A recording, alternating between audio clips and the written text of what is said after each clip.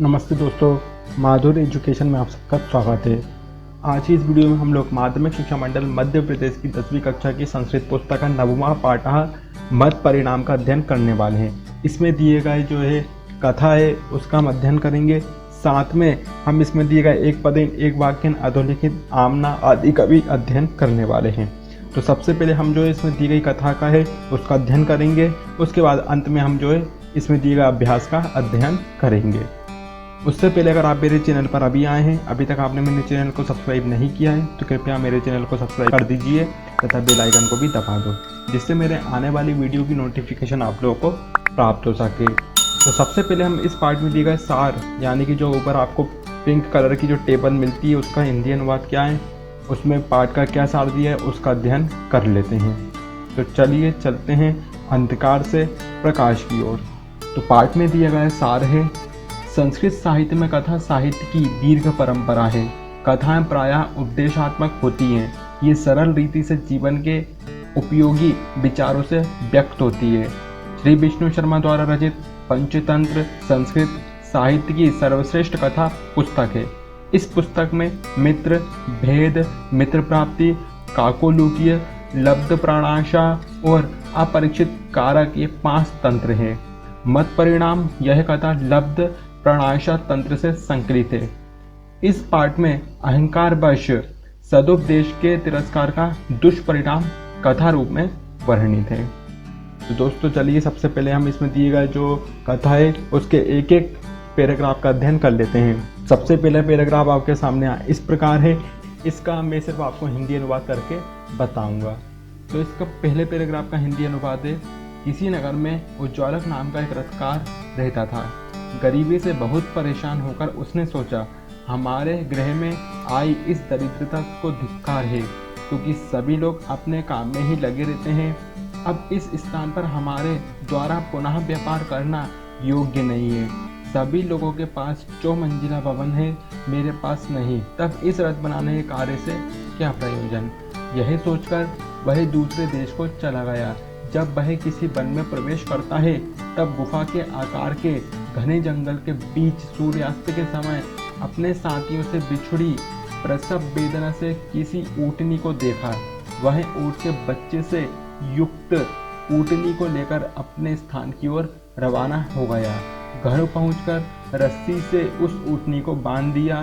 तब तेज कुल्हाड़ी लेकर वह पत्ते लेने पर्वत प्रदेश को गया। वहां बहुत से नए कोमल पत्तों को काटकर उन्हें सिर पर रख उसके आगे रखा और उसने उन पत्तों को धीरे धीरे खाना प्रारंभ किया। बाद में रात दिन पत्ते खाने से ऊँटनी मोटी हो गई। वह ऊँट का बच्चा भी बड़ा ऊँट हो गया। इस प्रकार से पहला पैराग्राफ का अंत होता है। अब हम चलेंगे दूसरे पैराग्राफ की ओर, उसका हिंदी अनुवाद देखेंगे। दूसरा पैराग्राफ है, तब वह नित्यदूत निकालकर अपने परिवार को पालता है। रथकार ने प्रेमवश ऊँट के गले में बड़ा घंटा बांध दिया। बाद में रथकार ने सोचा, अहो दूसरे कठिन कार्य को क्यों किया जाए, क्योंकि इस ऊँट को पालने से इस परिवार का अच्छी तरह पालन पोषण होता है। तब दूसरे व्यापार से क्या लाभ? यह सोचकर घर आकर वह अपनी पत्नी से बोला, भद्रे यह व्यापार अच्छा है। तुम्हारी राय से मुझे किसी धनिक से धन लेकर ऊँट को लेने के लिए गुर्जर प्रदेश को जाना चाहिए। तब तक तुम इन दोनों की रक्षा करना, जब तक मैं अधिक ऊँट को लेकर आ जाऊं। अब हम चलते हैं तीसरे पैराग्राफ की ओर। तीसरा पैराग्राफ है, तब वह गुर्जर प्रदेश जाकर ऊँटनियों को पालकर अपने घर आ गया और अधिक क्या, उसके ऐसा करने पर बहुत से ऊँट सम्मिलित हो गए। उन ऊँटों की रक्षा के लिए उसने रक्षा पुरुष रख लिया। वह वृत्ति के रूप में उसे एक ऊँट देता है। प्रतिवर्ष उस दूसरे को रात दिन दुग्ध पान से युक्त वह देखा जाता है। इस प्रकार रथकार भी नित्य ऊँट का व्यापार करते हुए सुखी रहता है।